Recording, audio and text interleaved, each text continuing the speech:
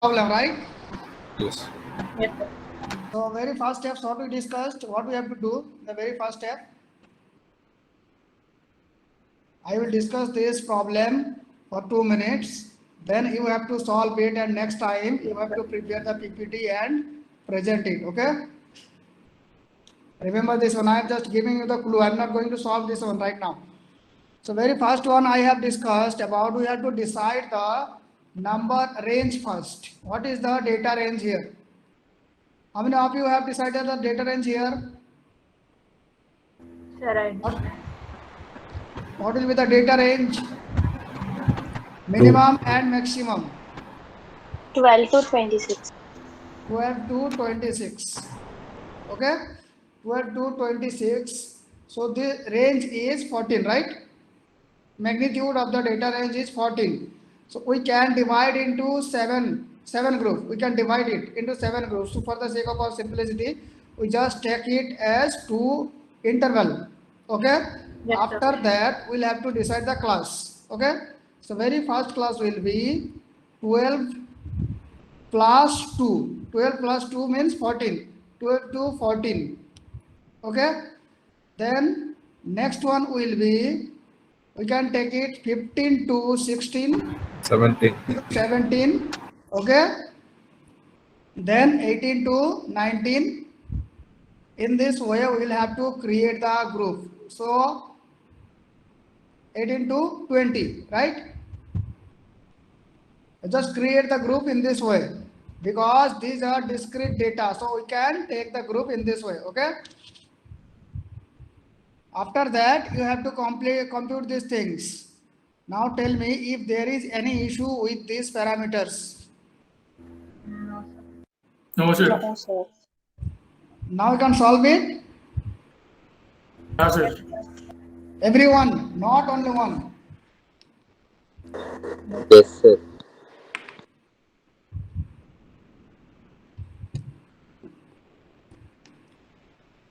Shreya, your query is solved. Sir, I didn't get the right value. I didn't do it. I got the sum, but then I couldn't calculate it properly. Which one? The frequency density. Frequency. Okay, now Till there I got it. this is clear to you. How Yes, to sir. decide the group? How to decide the group? Clear? Yes, sir. Yes. Now you have to count.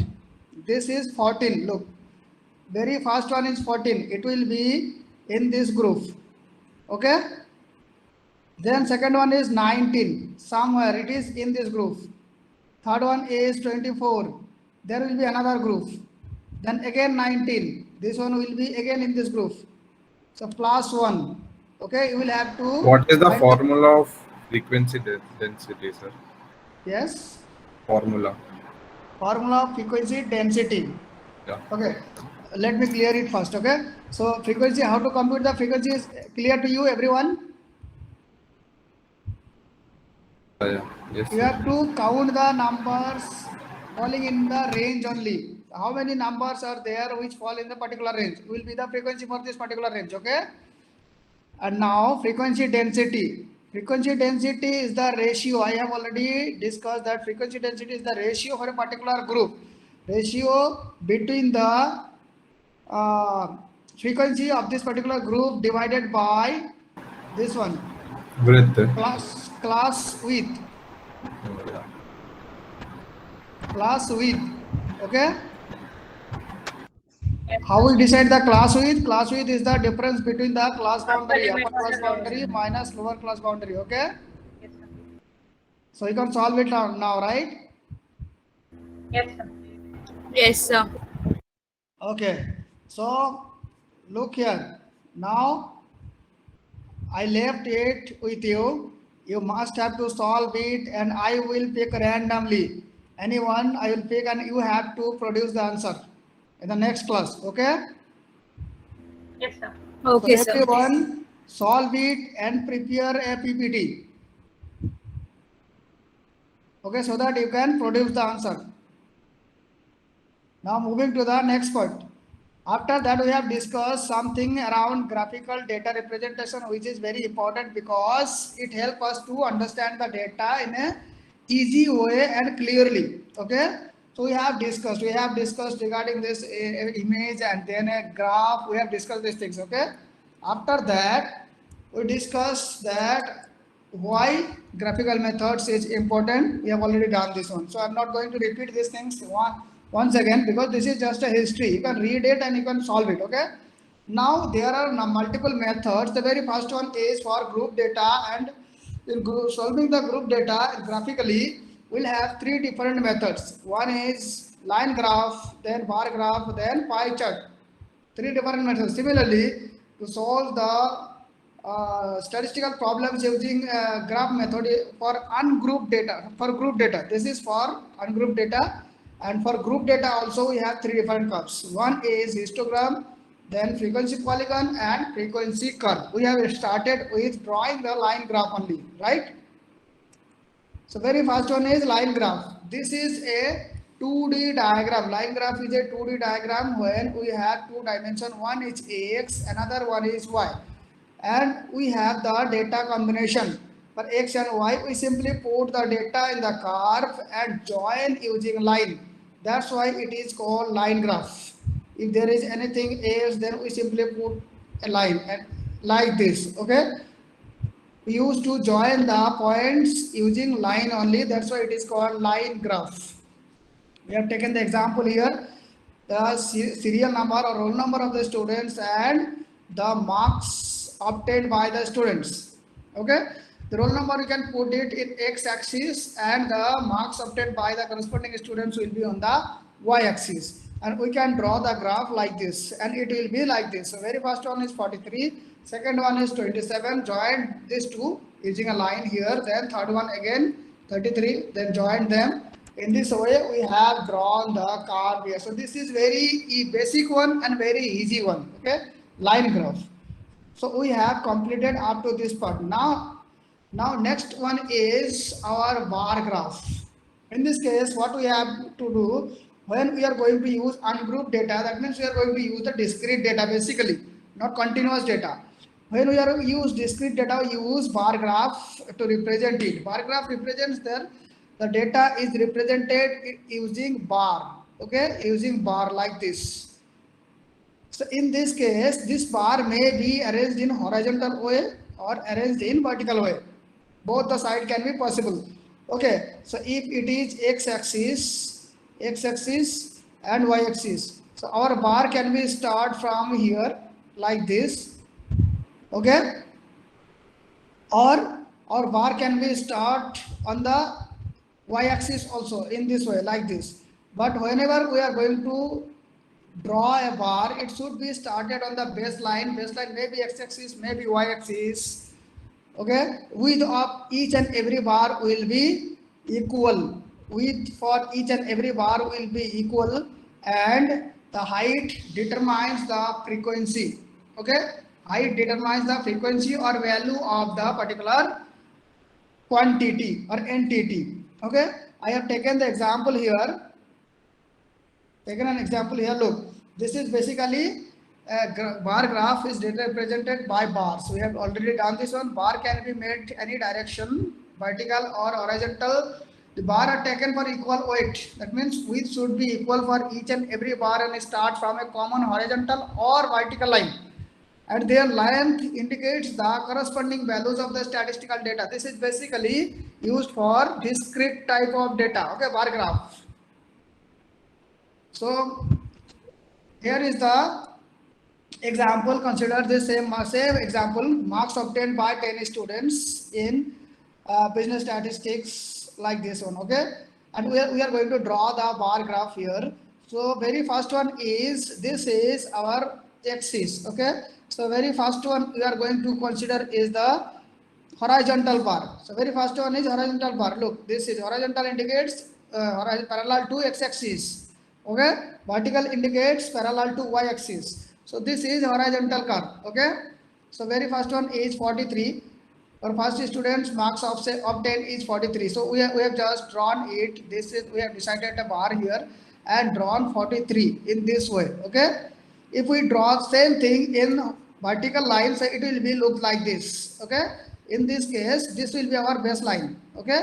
So in very first one, it is 43 again. So we can draw it either horizontally or vertically. But remember one thing, if horizontal, then each and every line will be horizontal. If vertical, each and every line will be vertical. This is the rule. Okay. The next one is 27. It is like this in both the cases. Then 33, then 31. In this way, if we draw each and every line, then it will be clearly visible that what is there in the data point, and from this particular point we can easily understand the maximum point, minimum point, and any conclusions we can draw. Okay, is that clear to you? Is that Yes, clear? sir. Yes, sir. Yes, sir. Yes, sir. It is clear. Okay, very good. Yes, sir. So this is single bar. Look, we have single data point and we use single bar to represent the data. So if we have another, say for example, this is business statistics. Okay, this is business statistics. Then economics. Then another one marketing. In this way, if we have data, then we'll have to use another bar graph. This is known as multiple bar graph. How we draw the multiple bar graph? Look at here. Look at this example. Okay. The very first one is the share, countries share in their respective GDP. Okay. There is two different parameters considered for the different countries like China, South Korea, Thailand, Japan, Germany, and India. And the GDP percentage, contribution to the GDP percentage is from manufacturing and from export of goods. Okay, two parameter considered. Now this become, for at a particular point we are considering multiple data points. That means it is a cross sectional data. Okay, so here we are going to put cross sectional data in the bar. It will be look like this. Okay, that means for China we have two different data points. One is share from manufacturing and share from export. Okay, so it is represent like this. If there is anything else, so we can put another bar here parallel to this. Okay, so for each and every country we are going to put the data in groups, whatever the parameters we are going to consider. So this is known as multiple bar chart, because to represent a particular country like China we use two bar chart, because we have two different parameters to draw here. If we have multiple parameters, then we use more than two. हम ये जितना parameter होंगे उतना ही बार हम use करेंगे. Okay, is that clear? Yes, sir. And the same is we are going to use the bar for particular countries simultaneously at the same place. Like for China, this first one indicates China. If there is 4 data points, then first 4 one will be for China only. Okay, like this. So this is multiple bar chart where we use multiple bar to represent different parameters. Here we use two different chart to represent contribution of manufacturing in GDP and contribution of export in GDP. Okay, that's why two different bar is there, and the bar are separated by using color code. This is one gray color indicates contribution from manufacturing in GDP, and yellow color indicates contribution from export in GDP. I hope it is clear to you, right? Now look, in this particular bar, we are not able to clearly observe which one is this. In this case, we have very less number of parameters, only 5, right? Only 6. So it is very easy for us. But if we increase the numbers, then it will be very difficult to plot in single graph. Okay, if we increase the number of countries or number of parameters, then it will be very difficult to plot it on a single bar, single graph. Okay, in that case, what we can do here, we can simply use another multiple bar chart, which is known as stacked bar chart. Okay, what is there in stacked bar chart? We just considered the contribution of any particular country in different parameters as 100%. Okay, say for example in China, contribution in GDP from manufacturing and export simultaneously will be 100%. Okay, so we just simply count it as 100%, so 49 will be 100%. So if we consider 34 as the percentage of 49, then it will be somewhere around 69%. Okay, and it will be somewhere around rest of the percentage, that means 31%.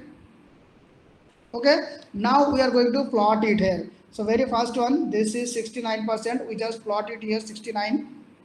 Then again this is 31, so this become 100 again. So if we have another parameters, then it may be further divided, this 100 may be further divided. So in that case, what happened, our bar length will be remain same, but the contribution for each parameter will be reduced and divided, equally distributed, proportionately distributed. Okay,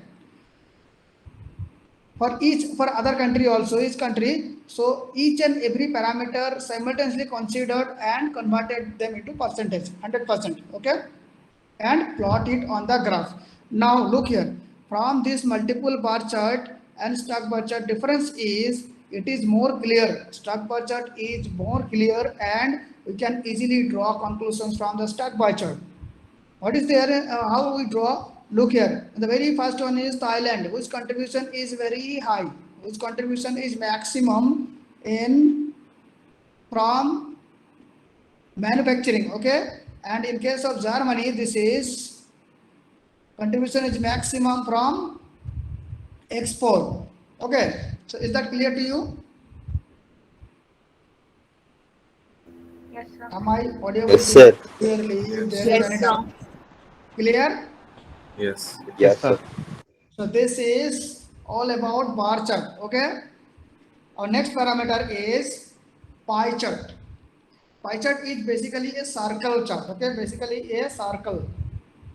So what we have to do here, first of all, we just simply have to convert the data into percentage. Whatever the data points we have, we simply convert it into percentage, and this percentage is converted into degrees, because pie chart is a circle and we will have to select a certain radius, and accordingly we will have to draw the circle. Okay, and this angle represents the particular segment. Okay, this is pie chart. Look here, it is a circle in which different components are represented through section or portion of a circle by dividing the angle only, nothing else. Okay, next to draw pie chart, first the value of each category expressed as a percentage of the total, then the angle 360 is divided in the same percentage. At the center of the circle, these angles are drawn simultaneously starting from a particular radius. Okay, look at this example here. This is our same marks obtained by the students. Okay, very first one. Now what we have done here, we just simply convert this marks obtained by the student into their respective percentage. So 43 will be 13%, then 27 will be 8%, then 33 10%, like this. So we have just simply converted them into their respective percentage. So how we converted them? We simply take the total sum, and now the respective marks will be divided by the total sum. This is total sum. So it will give the ratio multiplied by 100. So this will be the total percentage for respective data point. Okay, marks is scored by every student. Now how we convert this? So now this become 100%. Total sum will be 100%. Okay, this 100% is become equal to 360. Okay, 100% will be 360 degree, equal to 360 degrees. If we convert it into 1%, then it will be 3.6 degree. Now we have this one as 13%, first one. So it simply multiplied 13 into 3.6, it will give 47%. Then 8 into 3.6 will give 29%. Then 10 into 3.6, 36, like this. Okay. So in this way, we have just divided the degrees. Is that clear? Yes, sir. Yes, sir. Clear? Now how we draw the degree here? We simply consider the point here and accordingly draw a line randomly. Now by selecting a radius, okay, any radius you can select. By selecting a radius, we just draw a line randomly, and now we just select 47 degree. If it is 47 degree, we simply draw the line and close it with the curve. Okay, Then again next one will be 29%, then draw and then curve. Then again draw and then curve. So in this way we will have to complete the total circle. Okay. So for this data point I have done this. So it is look like this one. So very first one is 13%. 13% correspond to this one 47 degrees. So this one is 47 degree. Okay. Next one is 8%. This is 8%. Okay. For this it is 29%, 29 degree. So this one will be further 29 degree. So if we are going to add one by one consecutively, then it will be like this one. Okay. So it will form the pie chart now. From this pie chart, how we draw the conclusions here, we can easily observe these are color code mentioned here. Okay, which color indicates what? So very first one is gray color. Very first one is gray color. It indicates this particular sector, and it is number is mentioned here. This number is indicated here also. This is the first student score obtained by the first student is indicated by this particular circle. The second student is 8%. This one yellow. Okay, then again another color, then another color. In this way we are going to just draw it, and now from this we can easily observe that which one is more wider and which one is narrower. The wider one indicates the better depending on the conclusions. If we are concerned about maximization type, then wider one will be the better, and minimization type means narrower will be the better. So we have to analyze depending on our requirement. Is that clear? Any doubt on pie chart? No doubt, sir. No doubt? Okay, very good. What about others? Only one response I received, only one response. What about others?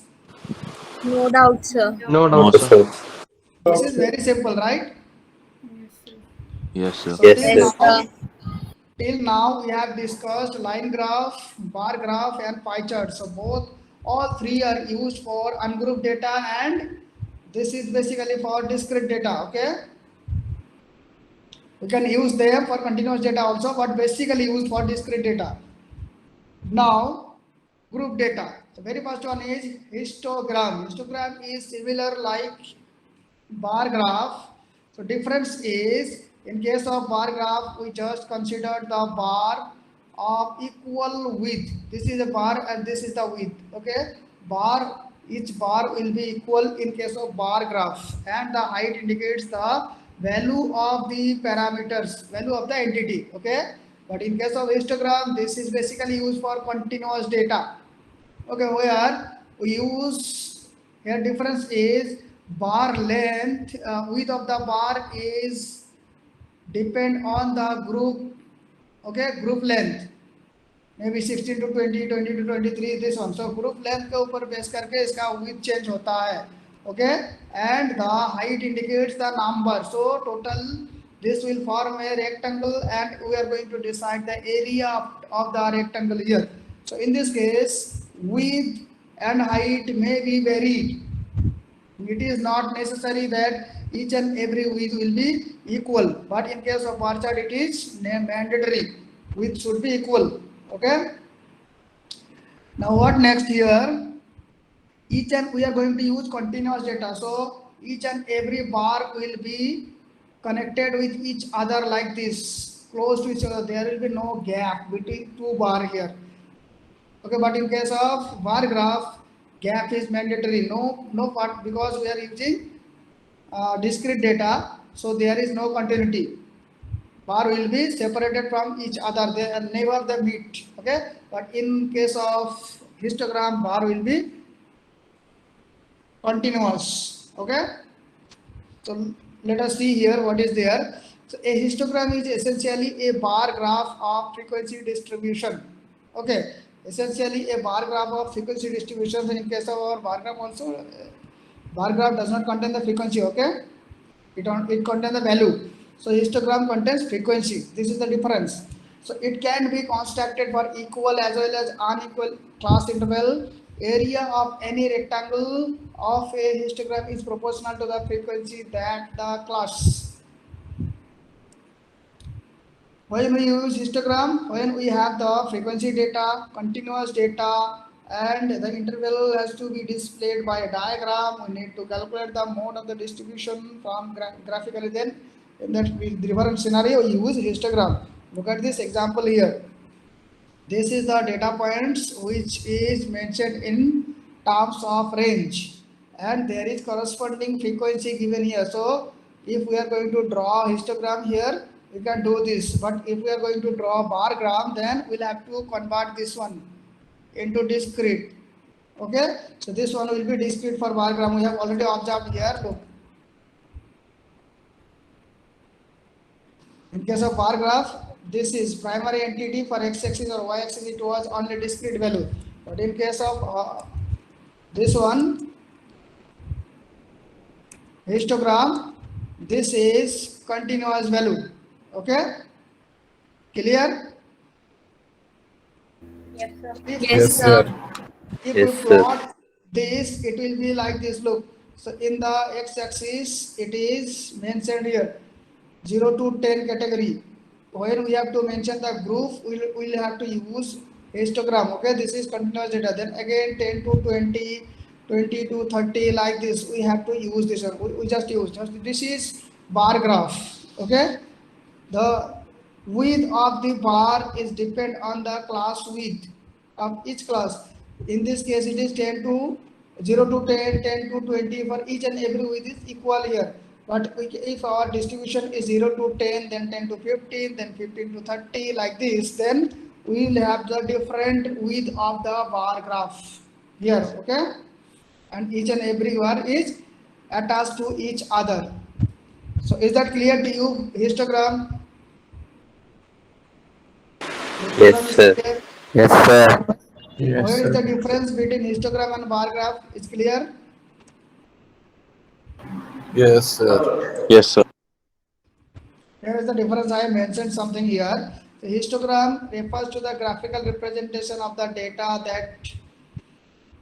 data by the way of bars display the frequency. Basically, it displays the frequency, and this is categorical data, different categorical data, distribution of non-discrete variable, basically continuous. Okay, and this is discrete variables, bar graph. Bar touches each other in case of histogram because we are using no continuous data, so there will be no gap between bar. But in case of bar graph, there will be definite gap and no bar will never touch. Okay, in case of histogram, elements are grouped so that they are considered as ranges 0 to 10, 10 to 20, like this. In this case, we use only discrete data, that means individual entities. Histogram width may vary depending on the class width, but bar width mostly equal. His data point are grouped and rendered as the value. Frequency, basically we use frequency, and in this case we use only value. Okay, the item of histogram are numbered, which should be categorized to represent the data range. Items should be represented in the data range, and the bar will be represented by the frequency for this particular data range. But in case of bar graph, item itself will be represented by the bar. In histogram, we cannot change. Okay, we cannot change the position. We cannot change this one 50 to 60 range.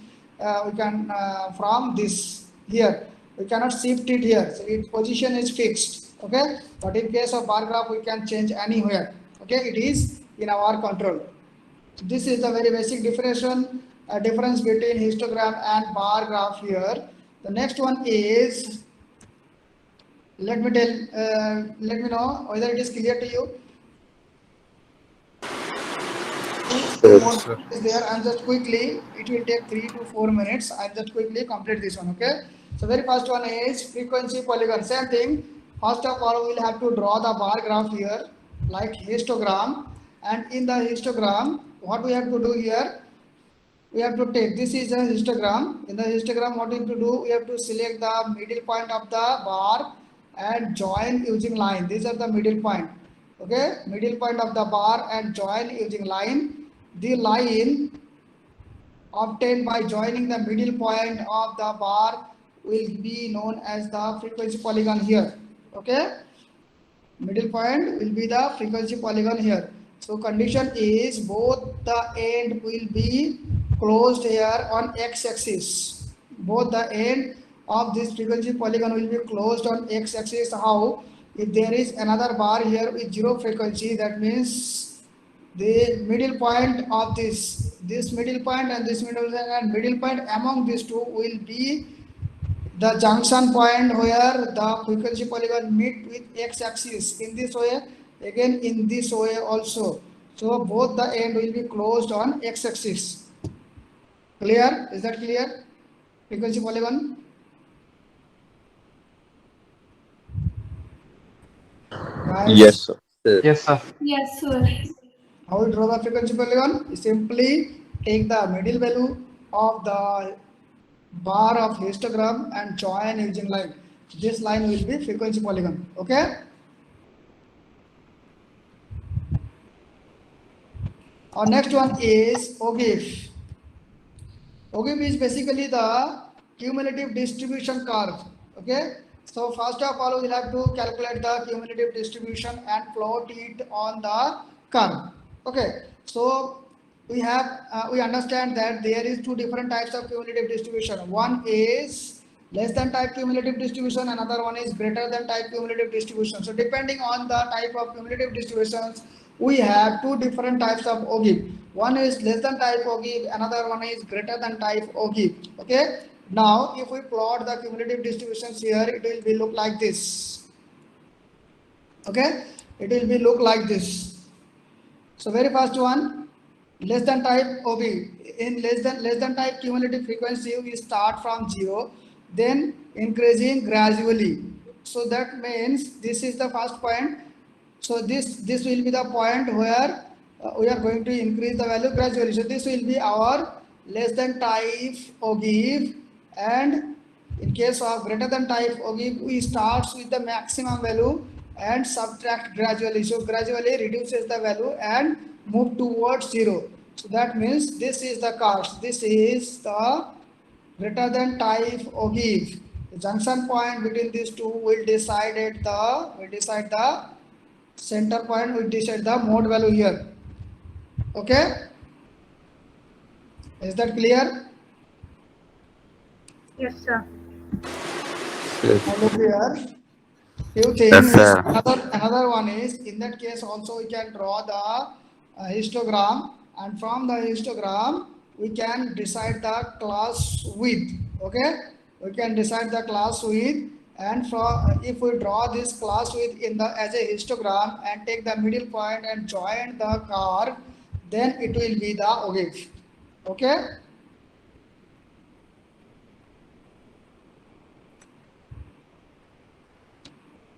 Am I able to make you understand?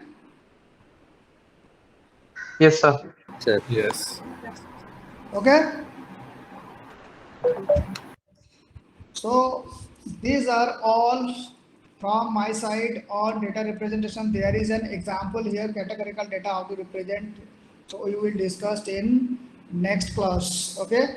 You can have a note on this particular point. So let me know whether do you have books with you? No, sir. No one? No, sir. No, sir. Okay, let me check it. If there is any soft copy, I'll share with you. Okay. Okay, sir. Okay. Thanks. So before entering next class, everyone must solve the problem. And next class onwards, up to this data representation using graph and using table is over, then we will start numerical parts. So before start using numerical parts, you must practice something. Okay. You can search it online. You can mention the terms I am discussing here. You can search online and you can read it. Very easy. And you can find it anywhere. You can find it in Google Books. You can download PDF. You can. It will be available in every point, everywhere. Okay. So we will discuss how to represent category if numerical data. Till now I have discussed how numerical data can be represented using graph and in tables. In next class I will discuss. It will take around 2 minutes to discuss how the categorical data will be represented in graph and tables, and then start with numerical discussions. Okay. So I'm giving you just a hints here. This is our categorical data. Category means there is no numerical data. We just simply use symbol or name like this. So this is Coke Classic, Diet Coke, Pepsi. These are the categorical data. Okay. So how we represent this data in table? That means we'll have to simply create this. This is discrete one. Okay. We simply create the table like Coke Classic. How many Coke are there? So we'll have to decide the frequency for Coke, then frequency for Diet Coke, frequency for Pepsi like this. Okay. So if we decide this one, it will be like this. Frequency for Classic Coke 19, Diet Coke 8, Dr. Pepper 5 and Pepsi 13, Sprite 5. So these are the frequency. Out of these are the frequency we have observed here. Okay, these are the data points, and in this data point, these are the frequencies. Okay. After that, we have computed the relative frequency. What is relative frequency? Just simply take the percentage frequency, okay, here, and decide the angle. So if we are going to put it, this is the tabular representation of the data, very basic tabular representation of the data. So if we are going to put it on histogram, it will be look like this. Classic Coke in this way, then Diet Coke, then Dr. Pepper, Pepsi and Sprite. Okay, it will look like this. If we are going to put the same in the pie chart, it will be look like this. So Classic Coke represents, look, difference is clearly visible. Classic Coke is 38%, Diet Coke 16%, Dr. Pepper 10%, Pepsi 26%, and again Sprite 10%. So we can clearly observe the difference here. So we can easily understand if we have categorical data or numerical data. If we have numerical data, we can easily put in graph and table, but if we have categorical data, we'll have to convert it into frequency or convert it anyhow. We have to convert it into numerical data and put it on curve and table wherever we want. Okay, is that clear? This is all about Yes, sir. data representation, whether it may be numerical data or categorical data. Okay, and all about for this class. So if anyone have any doubt, please let me know. Anyone, do you have any doubt? Yes? No doubt, sir. No, No sir. doubt?